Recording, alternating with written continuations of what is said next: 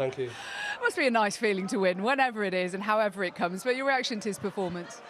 Well, I think it's good to see him get a win, to be honest. I mean, he's had a torrid season but he just needed that win really more than probably anybody in that first round. It's kind of understandable negativity though, isn't it, really? Well, when you yeah, think about absolutely. It? That's what it's all about. You know, that's created because of the losses. Yeah, absolutely. Well, somebody who should have lost perhaps this afternoon, somebody who's up against somebody who has 6 match starts to win a game. That was Barney up against Decker earlier.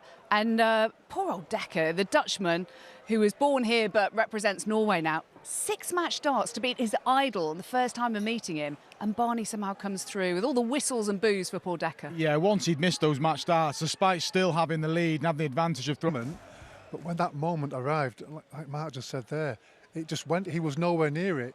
I think there was one dart out of the 6 that was close to the wire. All the others were quite some distance to win the match. Yeah, somebody else who had a bit of a tough time, as in he didn't really have it all his own way, was Luke Littler up against Simon Whitlock. I think people on paper would have looked at that and think, well, he'll cruise through. But do you think he was a little complacent, perhaps? Thought it'd be a bit easier? I've seen this a few times before in the first round, and it's just about getting it done. He did it. Any pressure on himself, like that 120 was done with ease. Calm down, I'm all right, I'm in control. Yeah, that's kind of maturity, isn't it? I mean, it's extraordinary at his age. Well, let's have a look at tonight's line. Standing game for me. Yeah, it did take him 11 minutes and 45 seconds to win, though, today, Webby, so no concerns there. He got the job done. It was a really good performance from him. He knows how to beat him, so it'll be an interesting time. OK, thank you both for now, and we will see you guys later. So that is what we're going to look forward to tomorrow afternoon. But in terms of what we've seen here this evening, hello, you again, Webby. Hello, Alan. Good to see you back up here. First of all, what did you make of that match just now? Because it really could have gone either way. It flip-flopped a little bit between the two of them. Yeah, I think... Legs you mentioned there, just to get him over the line, but it's been really good for him. He looks more confident this weekend. What about Luke Littler? He had to dig deep today, that is for sure. Yeah. Again. Johnny will expect tomorrow the multiple games and he'll be more than ready. Yeah, somebody else who'll be more than ready. It's your countryman, Webby, as well. 3-1 down, but won 5 of the next 6 legs to go through. Quite comfortable for him in the end. Yeah, he's so convincing. 12 months ago, I'm not sure he had that in his locker. He was so down on himself, but he's... What about Humphrey's MVG tomorrow? I mean, so many matches to look forward to, but what about that one? Well, you're always going to get that when you get... OK, thank you guys for now, and we will see you tomorrow. Fun. Well, it's shaping up very nicely here in Amsterdam with world champion Luke Littler, world number 1 Luke Humphreys and the resurgent Michael van Gerwen, all with their eyes on the big prize. We will see you and them and a few thousand supporters here in what is normally a really, really loud Amsterdam arena. But just listen, silence is heaven. See you in the morning.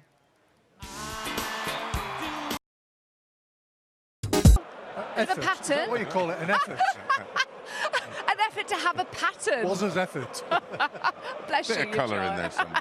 Exactly, isn't there? I mean, your shirts speak louder than words. You could commentate with yours, I think. That's half the battle.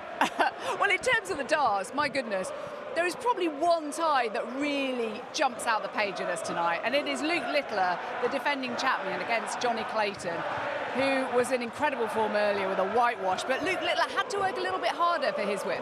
Yeah, I'm not sure what he's... And then he takes out 92, 20, double 18, double 18, when Simon wanted 38. It could have been ever so... Now he's a dangerous man. Yeah, you saw him there on the VT going, just, calm down, chill, there's nothing to worry about, and he came through. Yeah. Johnny Clayton came through in completely different form. Terrific all the way through the match, but let's be honest, he was worried about losing. Players go through those phases. But he looks ready. He's beaten Luke Littler again, like he has done in the first round.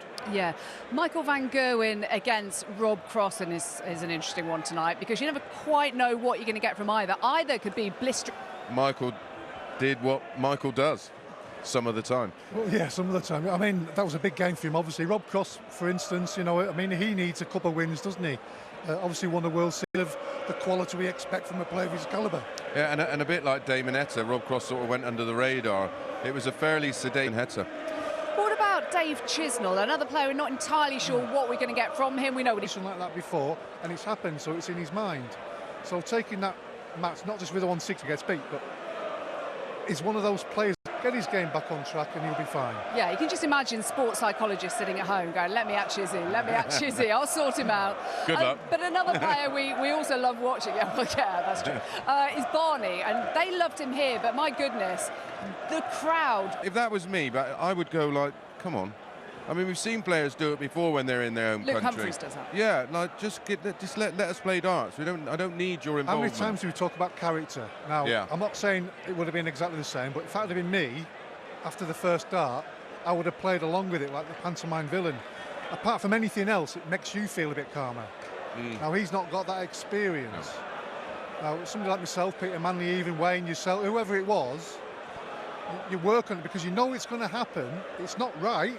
You know it's going to happen, so you've got to work away how it's going to benefit you. That's what I would have done. Yeah, I can't see you as a pantomime villain. I can see you as Widow Twanky. You look... I have been, actually. Have you? I have been, Where? yes. I'm not telling you. Well, that's a turn private up. thing. I don't I'm know. not We'll even find out gonna say later. it. I'll report back, all right? Well, in his debut appearance last night, Josh Rock was pretty impressive. Convincingly came through against Christoph Ratajski. And his reward is a second-round date with the Dutchman Danny Noppert. Josh has been looking forward to it with Ned Bolton. Well, Josh, this has been a hell of a year for you, hasn't it, one way and another?